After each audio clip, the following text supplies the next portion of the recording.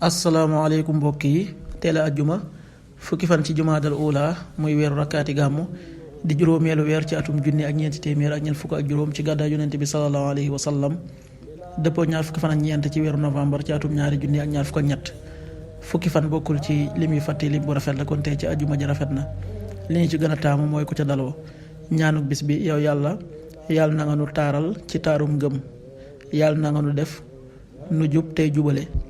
allahuma zayyinna bi zinatil imaani waj'alna hudatan muhtadin allahumma zayyinna bi zinatil imaani waj'alna hudatan muhtadin. xadiisu bis bi yonent bi sallallahu alayhi wa sallam nee na malaaka yi dañuy julli ci kenn ci yéen li feeg mi ngi ci jullikaay bi mu doon jullee li feeg waxul malaaka yi dañu koy ñaanal di wax naan yow yàlla na nga ko jéggal yàlla na nga ko yërëm. xadis bi buxaari ak muslim nettali nañ ko. qaala rasulullahi sallallahu alayhi wa sallam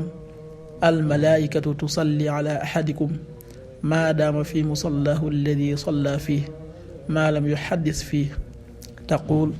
allahuma axfir lah allahuma arham rawaahu buxaari wa muslim.